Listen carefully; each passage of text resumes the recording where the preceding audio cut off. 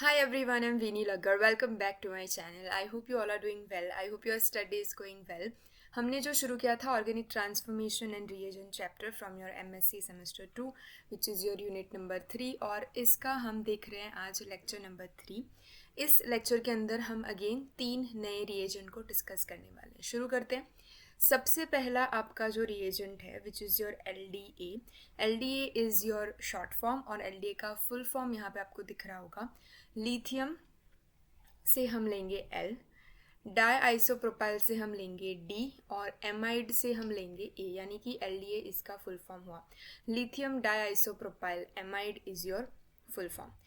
ये जो lithium di isopropyl amide है वो आपका एक स्ट्रॉन्ग बेस की तरह एक्ट करता है। ठीक है, स्ट्रॉन्ग बेस इट मीन्स वो किसी भी कंपाउंड में से प्रोटॉन को एब्स्ट्रैक्ट करने का काम करेगा। ये चीज़ आपको सबसे पहले तो ध्यान देनी है। ठीक है, अभी इसकी प्रिपरेशन किस तरीके से होती है वो हम सबसे पहले देख लेते हैं। यहाँ पे हमारे पास डाई आइसोप्रोपाइल एमाइन जो ग्रुप है हमने वो लिया है। सबसे पहले देखिए, ये वाला जो ग्रुप है इसे हम आइसोप्रोपाइल बोलते हैं। क्यों? क्योंकि यहाँ पे 1, 2 और 3 कार्बन एटम की चेन जो है वो लीनियर नहीं है, यानी हम उसे एन प्रोपाइल नहीं बोल सकते हम, क्योंकि यहाँ पे CH3CH के नीचे ब्रांच हुई है, ब्रांच के ऊपर CH3 है, तो 3 कार्बन एटम वाली ब्रांच चेन इसे हम बोलेंगे आइसोप्रोपाइल चेन। और ऐसी 2 चेन लगी यानी कि डाई आइसोप्रोपाइल एमाइन को हम लेंगे NH। NH को हम प्रोनाउंस करते हैं एमाइन। ठीक है, तो इस कंपाउंड की हम रिएक्शन करवाएंगे ब्यूटाइल लिथियम के साथ which is also a base. तो ब्यूटाइल लिथियम के साथ इन प्रेजेंस ऑफ टेट्राहाइड्रोफ्यूरान जब 0 डिग्री सेंटीग्रेड पे हम इसकी रिएक्शन करवाते हैं तब ये वाला जो लिथियम है ब्यूटाइल लिथियम के साथ वो अटैच हो जाता है इस नाइट्रोजन के साथ। ठीक है, क्योंकि नाइट्रोजन और लिथियम में नाइट्रोजन की इलेक्ट्रोनेगेटिविटी ज़्यादा है तो नाइट्रोजन पजेस करेगा आपका नेगेटिव चार्ज और लिथियम क्योंकि वो मेटल है तो वो पॉजिटिव चार्ज को पजेस करेगा। तो ये वाला जो आपका पूरा कंपाउंड बना तो इसे हम बोलेंगे लिथियम। सबसे पहले लिथियम को प्रोनाउंस करेंगे। ये है आपका डाई आइसोप्रोपाइल और ये एन के पास अब हाइड्रोजन नहीं रहा तो हम इसे एमाइन नहीं बोल सकते, हम इसे बोलेंगे एमाइड। ठीक है, तो इतनी चीज़ क्लियर हुई। ये इसकी पूरी प्रिपरेशन थी। हम यूज़ कर रहे हैं diisopropyl amine with butyl lithium in presence of tetrahydrofuran. 0 degree centigrade पर अगर हम इन दोनों को मिक्स करेंगे तो ब्यूटाइल लिथियम में से जो लिथियम मेटल है वो अब जाएगी नाइट्रोजन के पास और हाइड्रोजन जो है वो ब्यूटाइल के साथ जुड़ जाएगा और आपका पूरा ब्यूटेन चेन जो है वो आपको अगेन मिल जाएगी। ठीक है, चलिए अभी हम इसकी एप्लीकेशन देख लेते हैं कि हम एप्लीकेशन यानी कि सिंथेटिक एप्लीकेशन कहाँ कहाँ पे एलडीए को यूज़ करते हैं। तो सबसे पहले जैसे मैंने बोला कि ये स्ट्रॉन्ग बेस की तरह एक्ट करता है। इट मीन्स ये एब्स्ट्रैक्ट करेगा H+ को। ठीक है, जहाँ से H+ निकलेगा वहाँ पे नेगेटिवली चार्ज कार्बन एटम आपको देखने को मिलेगा, यानी कि जनरेशन ऑफ कार्बन आयन आपको देखने को मिलेगा किसी भी मोलिक्यूल के अंदर। ठीक है, देखिए इस चीज़ के मैंने कुछ एग्जाम्पल लिए हुए हैं वो आपको यहाँ पे देखने को मिलेंगे। यहाँ पे आप देखो तो ये वाला कार्बोनिल ग्रुप है। ठीक है, यहाँ पे इस कार्बन के साथ 2 CH3 ग्रुप यानी कि बड़े ग्रुप लगे हुए हैं। CH3 एक छोटा ग्रुप होता है, लेकिन अगर 2 CH3 कंबाइन हो जाए तो वहाँ पे बल्कीनेस ज़्यादा हो जाती है इन कंपैरिजन टू सिर्फ एक CH3। तो अगर हमें हाइड्रोजन एटम को रिमूव करना हो तो हम कहाँ से करेंगे? यहाँ पे इस इन CH3 के पास से करेंगे कि इस CH3 के पास से हाइड्रोजन एटम रिमूव करेंगे? तो यहाँ पे आप एक बात याद रखिएगा कि डू नॉट रिमूव H+ यानी कि हाइड्रोजन एटम कहाँ से हमें रिमूव नहीं करना है, तो बल्कि साइड से हमें हाइड्रोजन एटम रिमूव नहीं करना है, हमें लेस बल्कि यानी कि लेस हिंड्रेंट साइड से ही हाइड्रोजन को रिमूव करना है। यहाँ पे अगर आप देखोगे तो यहाँ पे कार्बन के साथ एक H यहाँ पे होगा, एक H यहाँ पे होगा, देन एक H यहाँ पे लगा हुआ होगा। इस कार्बन एटम के साथ एक H यहाँ पे होगा, एक H यहाँ पे और एक H यहाँ पे नीचे होगा। तो ये वाला जो पूरा आपका यहाँ पे जो है वो हिंड्रेंस ज़्यादा होगा, यहाँ पे ज़्यादा क्राउडेड आपको स्पेस दिखेगा, जबकि यहाँ पे हाइड्रोजन को ईजिली रिमूव आप कर सकते हो क्योंकि एक हाइड्रोजन यहाँ पे होगा, एक यहाँ पे होगा और एक यहाँ पे नीचे होगा। यहाँ पे कोई स्टेरिक हिंड्रेंस आपको देखने को नहीं मिल रहा है। तो जहाँ पे भी बल्कि साइड है वहाँ से हम हाइड्रोजन को रिमूव नहीं करेंगे, तो हम करेंगे इस साइड से रिमूव। तो अगर हम एलडीए की प्रेजेंस में सबसे पहले हाइड्रोजन को रिमूव करें तो आपको यहाँ से कार्बन आयन का जनरेशन होता हुआ दिखेगा, CH2 नेगेटिव। अब हमें क्या ऐड करवाना है, CH3Br। तो आपको पता है कि Br जो मोलिक्यूल होता है, हेलोजन एटम, वो इजीली रिमूव हो जाता है एज नेगेटिव, और CH3 पॉजिटिव जो आपका बचेगा, आपकी स्पीशीज़, वो इस कार्बन एटम के साथ जुड़ जाएगी, यानी कि यहाँ पे आपको CH2 CH3 वाला कंपाउंड पूरा देखने को मिलेगा। ठीक है, तो LDA आपको लिखा हुआ होगा, इट मीन्स आपको एक प्रोटॉन का रिमूवल करवाना है, और CH3Br यानी कोई भी आपको रिएजेंट दिए गए हों उसमें से पॉजिटिवली चार्ज जो भी स्पीशीज़ बचेगी उसे आपको कार्बन आयन के साथ जोड़ के आपका प्रोडक्ट लिखना है। इतनी सी चीज़ करनी थी LDA के लिए। अभी नेक्स्ट हम देख लेते हैं। देखिए यहाँ पे अगर हम LDA को लें तो क्योंकि हम यहाँ पे से तो हाइड्रोजन रिमूव नहीं कर पाएंगे, क्योंकि ये वाला जो कार्बन एटम है वो पूरा इस बेंजीन रिंग के साथ जुड़ा हुआ है जो रेजोनेंस में पार्ट ले रहा है, यानी कि यहाँ से तो हम हाइड्रोजन को रिमूव नहीं कर सकते। यहाँ पे हम हाइड्रोजन को अगर रिमूव करें तो यहाँ पे हमको नेगेटिवली चार्ज कार्बन एटम देखने को मिलेगा, और इसकी हमने ये वाले कंपाउंड के साथ रिएक्शन करवाई, ये पूरा कंपाउंड, जहाँ से क्लोरीन जो है हेलोजन वो इजीली रिमूव हो जाएगा, और ये वाला जो कार्बन एटम है वो पॉजिटिवली चार्ज बनेगा और वो यहाँ पे इसके साथ अटैक कर लेगा। ठीक है, तो ये 1 कार्बन एटम, ये 2nd कार्बन एटम और ये 3rd कार्बन एटम। 2nd और 3rd के बीच में हमारे पास डबल बॉन्ड है, और 2nd के ऊपर हमें लगा हुआ है आपका डबल बॉन्ड क्लोरीन एटम। तो ये 2nd के ऊपर हमने क्लोरीन एटम लगाया, ये 3rd वाला कार्बन एटम, और ये 1st वाला कार्बन एटम जहाँ से क्लोरीन रिमूव हुआ है वो पॉजिटिवली चार्ज बना है, तो इसको हमने जोड़ दिया इस रिंग के साथ जहाँ पे नेगेटिव चार्ज बना था। ठीक है, आई होप आपको यहाँ पे दिख रहा होगा। आई एम सो सॉरी, ये जो प्रोडक्ट है वो इस तरीके से आपका बनेगा। ये आपका 2nd कार्बन एटम जिसके साथ क्लोरीन एटम लगा हुआ था यहाँ पे, यहाँ पे ये 2nd एटम था जहाँ से क्लोरीन यहाँ पे लग रहा होगा, तो वो आपका यहाँ पे लगेगा। 2nd और 3rd के बीच में ये वाला आपका डबल बॉन्ड था, तो वो double bond as it is था, और 1st कार्बन एटम जहाँ से क्लोरीन रिमूव हुआ वहाँ पे आपका पॉजिटिव चार्ज होगा, तो ये पॉजिटिव चार्ज और इस रिंग के बीच में हमने बॉन्ड बना के इस कंपाउंड को जोड़ दिया। ठीक है, तो इतनी सी चीज़ें थी। यहाँ पे भी अगर हम रिएक्ट करें तो यहाँ से हम हाइड्रोजन को रिमूव नहीं कर पाएंगे, क्योंकि ये पूरा बहुत ही बड़ा बल्की ग्रुप लगा हुआ है। तो हम यहाँ से रिमूव करेंगे हाइड्रोजन को, यानी कि यहाँ पे CH2 बनेगा, और CH3Br का अगर हम इंसर्शन करवाएं तो Br जो है वो निकल जाएगा और CH3 यहाँ पे जुड़ जाएगा। सिमिलर चीज़ आपको यहाँ पे भी देखने को मिलेगी। अब यहाँ पे हम यहाँ से भी रिमूव करवा सकते हैं, यहाँ से भी रिमूव करवा सकते हैं, कोई प्रॉब्लम नहीं है, दोनों सेम ग्रुप है। ठीक है, तो हमने यहाँ से रिमूव करवाया, यानी कि ये वाला कार्बन यहाँ पे नेगेटिव बनेगा, और यहाँ से ब्रोमीन को हमने लीव करवाया, तो CH2 बेंजीन रिंग जो है वो यहाँ पे आके जुड़ जाएगी। समझ आए इतनी चीज़? चलिए, अभी एक नोट आपको याद रखनी है। सबसे पहली नोट तो ये कि हम हाइड्रोजन एटम बल्कि साइड से रिमूव नहीं करेंगे, और दूसरी नोट ये कि इफ़ 1 मोल ऑफ LDA हम यूज़ करेंगे तो हम 1 हाइड्रोजन ही रिमूव करेंगे। अगर हम 2 मोल LDA को यूज़ करें तो हम 2 हाइड्रोजन को वहाँ से रिमूव करेंगे। ठीक है, इतनी चीज़ आपको याद रखनी है। चलिए, अभी हम नेक्स्ट मूव करते हैं हमारे 2nd रिएजेंट के ऊपर, which is your ozone. Ozone it means आपका O3। ठीक है, ओके। अभी ओजोन का जो मैकेनिज्म है थोड़ा सा डिफरेंट है, वो हमें देखना पड़ेगा। ओजोन सबसे पहले तो यूज़ कहाँ पे होगा, तो used in fusion of carbon carbon double bond. Carbon carbon double bond का जो हम फ्यूजन करते हैं, उसे हम तोड़ते हैं और हम उनमें से एल्डिहाइड और कीटोनिक स्पीशीज़ बनाएंगे, तो उसमें हम ओजोन का यूज़ करेंगे। देखिए, मैकेनिज्म हम सबसे पहले देख लेते हैं। यहाँ पे मैकेनिज्म में हमने एक ली है आपकी एल्कीन, ये वाली। तो इस कार्बन डबल बॉन्ड कार्बन के ऊपर O3 जो है वो अटैक करेगा। अभी O3 का जो आपका पूरा अरेंजमेंट होगा वो कैसे होगा, O डबल बॉन्ड O होगा, और इस O के साथ ये जो ऑक्सीजन है वो सिंगल बॉन्ड से जुड़ा होगा, क्योंकि यहाँ पे ऑक्सीजन की जो वैलेंसी है वो बढ़ गई है, 2 से 3 हो गई, ये 2 बॉन्ड और ये वाला 1 बॉन्ड, यानी कि 3 हो गई है। तो ऑक्सीजन के ऊपर हम लिखेंगे पॉजिटिव चार्ज। यहाँ पे क्योंकि एक वैलेंसी ही है, एक हमारे पास है ही नहीं, तो हम यहाँ पे लिखेंगे नेगेटिव चार्ज, यानी कि आपका लोन पेयर। अभी ये लोन पेयर जो है वो क्या करेगा, इस डबल बॉन्ड के ऊपर यहाँ पे इस कार्बन एटम के ऊपर अटैक करेगा। ये डबल बॉन्ड के इलेक्ट्रॉन जो है वो कहाँ जाएंगे, इस ऑक्सीजन के साथ जुड़ेंगे और ये वाले जो डबल बॉन्ड है वो शिफ्ट होंगे, डबल बॉन्ड के इलेक्ट्रॉन शिफ्ट होंगे इस पॉजिटिव चार्ज पे, ताकि पॉजिटिव चार्ज यहाँ पे न्यूट्रल हो सके। ठीक है, तो ये पूरा रिंग का फॉर्मेशन आप यहाँ पे इस तरीके से देख सकते हो। ये वाला ऑक्सीजन ने इसके साथ बॉन्ड बनाया, यहाँ पे जो बॉन्ड था वो इसके साथ बॉन्ड बना लिया, और यहाँ पे जो ऑक्सीजन डबल बॉन्ड ऑक्सीजन के जो डबल बॉन्ड थे वो इस ऑक्सीजन के ऊपर पॉजिटिव चार्ज पे शिफ्ट हो गए। ठीक है, तो ये पूरी आपको रिंग देखने को मिली।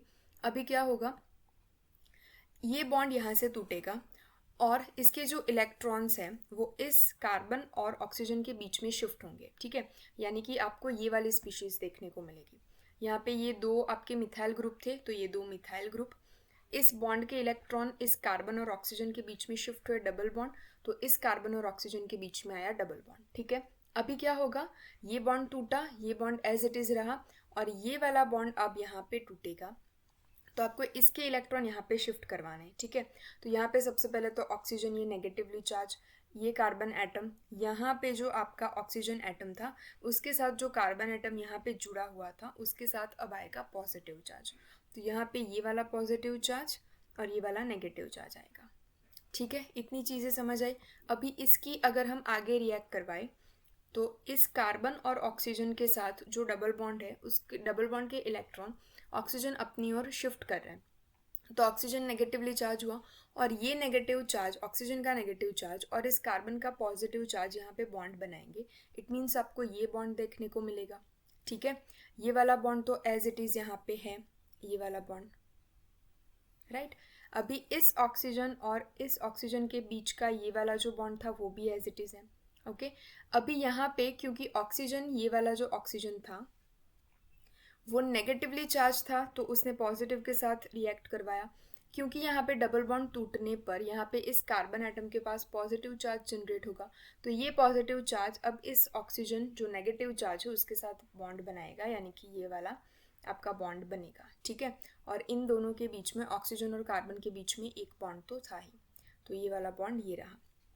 तो इन पूरी चीज़ को, जो भी आपकी अल्कीन के दो ग्रुप थे उसके बीच में जो डबल बॉन्ड था उस डबल बॉन्ड की जगह अब ले ली है इस ऑक्सीजन और ऑक्सीजन की रिंग ने, तो इसे हम बोलेंगे ओजोनाइड। ये जो 3 ऑक्सीजन की रिंग बनेगी उसे हम बोलेंगे ओजोनाइड। अगर हम इसकी वाटर मोलिक्यूल के साथ इन प्रेजेंस ऑफ जिंक रिएक्शन करवाएंगे तो अल्डिहाइड और कीटोन ग्रुप मिलेगा। किस तरीके से मिलेगा कि ये वाला एक ग्रुप, ये वाला एक ग्रुप, और यहाँ पे जो कार्बन के साथ हाइड्रोजन था वो इस ऑक्सीजन के साथ जुड़ के ये एक पूरी स्पीशीज़ बनाएगा।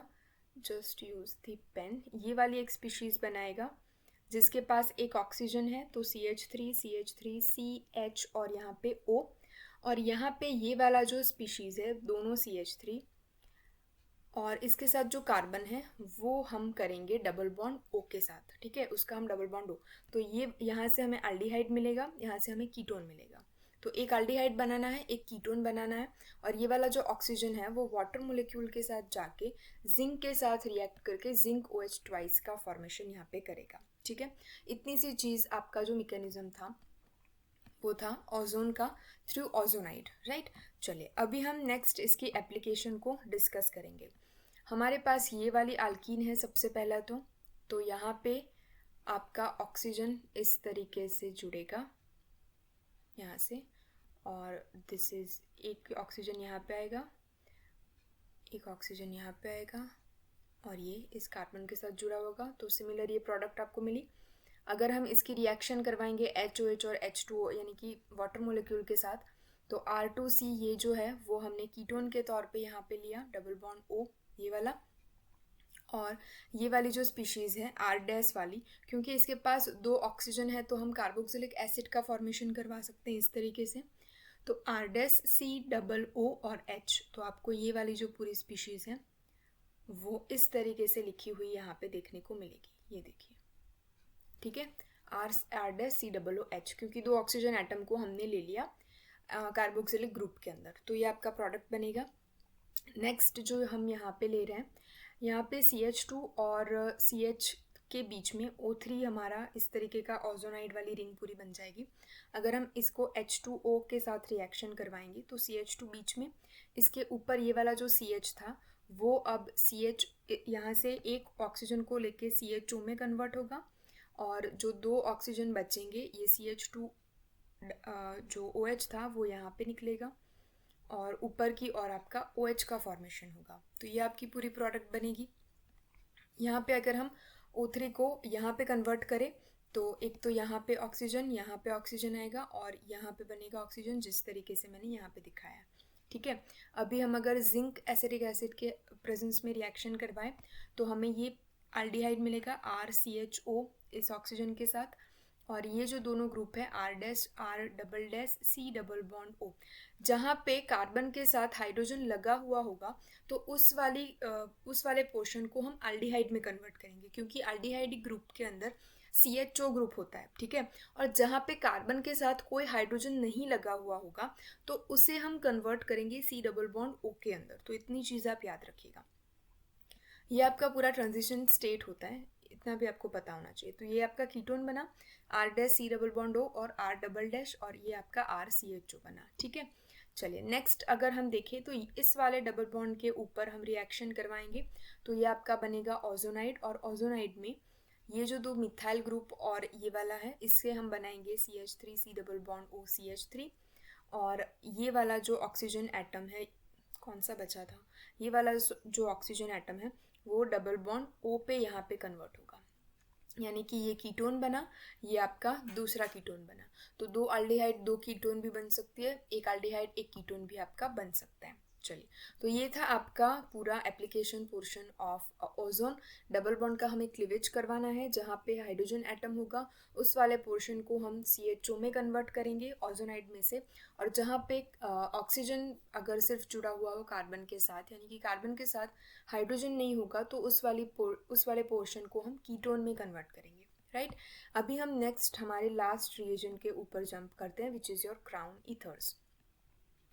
क्राउन ईथर्स जो होते हैं वो दिखते किस तरीके से हैं, तो सबसे पहले तो वो दिखते इस तरीके से हैं। ठीक है, ये 2 एग्जाम्पल मैंने लिए हुए हैं क्राउन ईथर्स के। इसका जो नॉमेनक्लेचर है वो सबसे पहला जो हमारा नंबर होता है उसे हम इस तरीके से ब्रैकेट में क्लोज करके लिखते हैं, और ये जो पहला नंबर होता है वो नंबर हमें इंडिकेट करता है कार्बन के नंबर की। अगर हम इस क्राउन ईथर को बोले तो इसके अंदर कितने कार्बन एटम हैं, तो यहाँ पे 12 कार्बन एटम होंगे। देखिए, ये फर्स्ट कार्बन, ये second carbon, third, fourth, fifth, 6, 7 और 8 कार्बन एटम हुए, और इसके साथ हम ये 4 जो ऑक्सीजन एटम है उसको भी काउंट करेंगे, यानी कि आपके 12। ठीक है, तो 12 हमें रिप्रेजेंट करता है carbon atom plus oxygen atom मिलके कितने एटम यहाँ पे टोटल हो रहे हैं, तो उसका नंबर हम सबसे पहले लिखेंगे। तो इस पूरे क्राउन ईथर के अंदर हमें 12 एटम दिखने को मिल रहे हैं, जिसमें से 4 हमारे ऑक्सीजन है और 8 हमारे कार्बन है। ठीक है, तो 12 हमने यहाँ पे लिखा, क्राउन लिखेंगे और 4 लिखेंगे। 4 इंडिकेट करता है ऑक्सीजन के नंबर। यहाँ पे अगर आप देखो तो 1 2 3 4 और 5 हमारे ऑक्सीजन है, तो 5 हमने लिखा यहाँ पे एज ऑक्सीजन के नंबर, और 15 यानी कि 5 प्लस यहाँ पे 10 आपके कार्बन एटम होंगे। ये 1 2 और ऐसी 1 2 3 4 और 5 रिंग है, तो 5 2 ज़ा 10 आपका कार्बन एटम होंगे, और 5 हमारे अगर हम ऑक्सीजन को काउंट करें तो 15 होते हैं। तो इसको लिखने का जो मेथड है, सबसे पहले हम टोटल एटम को कार्बन प्लस ऑक्सीजन को काउंट करेंगे। जितने टोटल एटम हमारे यहाँ पे होंगे वो हम सबसे पहले ब्रैकेट में लिखेंगे, देन लिखेंगे क्राउन, और उसके बाद लिखेंगे जितने भी ऑक्सीजन एटम प्रेजेंट हो उतने। ठीक है, तो ये क्राउन ईथर्स का जनरल इंट्रोडक्शन हो गया। अभी हम देखेंगे इसकी एप्लीकेशन कि ये यूज़ कहाँ पे होता है। सबसे पहले तो ये इफेक्टिव ऑक्सीडेंट है जो सॉल्यूबल है कहाँ पे, बेंजीन में। Used in substitution reaction, used in elimination reaction में भी ये यूज़ होता है। देखिए, सब्स्टिट्यूशन में किस तरीके से यूज़ होगा, हमारे पास बेंजीन रिंग है, उसके साथ CH2 ब्रोमीन एटम लगा हुआ है। अगर इस ब्रोमीन एटम को मुझे फ्लोरीन एटम से कन्वर्ट करना है, यानी कि सब्स्टिट्यूट करना है, तो हम KF पोटेशियम फ्लोराइड की रिएक्शन करवाएंगे इन प्रेजेंस ऑफ क्राउन ईथर। तो ये वाला जो फ्लोरीन है वो इस ब्रोमीन की जगह ले लेगा, और ये ब्रोमीन पोटेशियम के साथ यहाँ पे निकल जाएगा, KBr के तौर पे निकल जाएगा, और फ्लोरीन आपको यहाँ पे सब्स्टिट्यूट होता हुआ दिखेगा। अगर हम एलिमिनेशन की बात करें तो यहाँ से सबसे पहले तो ब्रोमीन एटम जो है वो पोटेशियम के साथ निकल जाएगा, यहाँ पे जुड़ेगा फ्लोरीन, ठीक है, यानी कि KBr यहाँ पे निकल गया यहाँ पे, और फ्लोरीन एटम जो है वो यहाँ पे अभी जुड़ा हुआ है।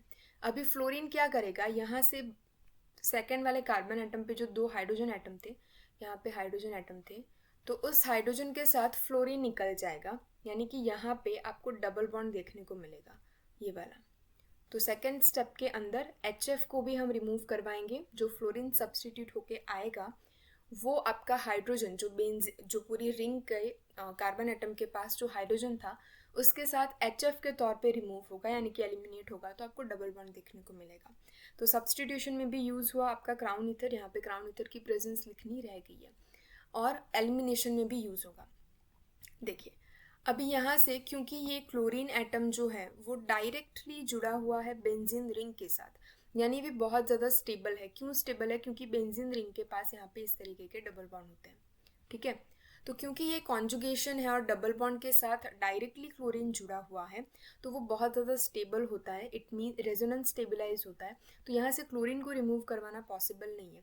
लेकिन ये वाला जो क्लोरीन एटम है वो CH2 के साथ जुड़ा हुआ है, ठीक है, यानी कि इसे आसानी से हम रिमूव कर सकते हैं।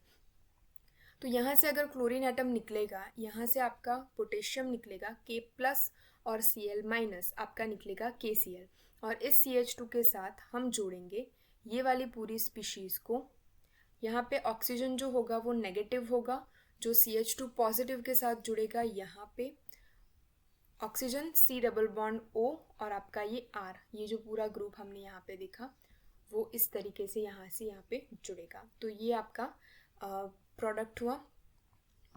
और जो लास्ट हम देखेंगे बहुत इम्पॉर्टेंट एक ये वाली है क्राउन ईथर की 18 क्राउन 6 जो स्पेसिफिकली हम यूज़ करते हैं, जहाँ पे 18 क्राउन 6 इट मीन्स कि 6 ऑक्सीजन एटम होंगे और 18 आपका जो होगा वो पूरा कार्बन और ऑक्सीजन का सम होगा, ठीक है। तो 6 ऑक्सीजन एटम वाला जो हमारा क्राउन ईथर होगा 18 क्राउन 6, उसकी हम रिएक्शन करवाएंगे इन प्रेजेंस ऑफ KMnO4, किसके साथ? पाइनिन मोलिक्यूल के साथ, ठीक है। पाइनिन का जो स्ट्रक्चर है वहाँ वो आपको यहाँ पे दिख रहा होगा कि पाइनिन मोलिक्यूल को जब हम ऑक्सीडाइज करते हैं इन प्रेजेंस ऑफ KMnO4 और 18 क्राउन 6, तो आपको ये वाला कंपाउंड मिलेगा जहाँ पे ये वाले जो डबल बॉन्ड है वो यहाँ पे कन्वर्ट हो रहे हैं कीटोनिक ग्रुप में, और ये वाला जो कार्बन एटम है यहाँ पे वो आपका COOH के तौर पे यहाँ पे आपको देखने को मिलेगा, यानी कि कीटो एसिड आपको देखने को मिलेगा।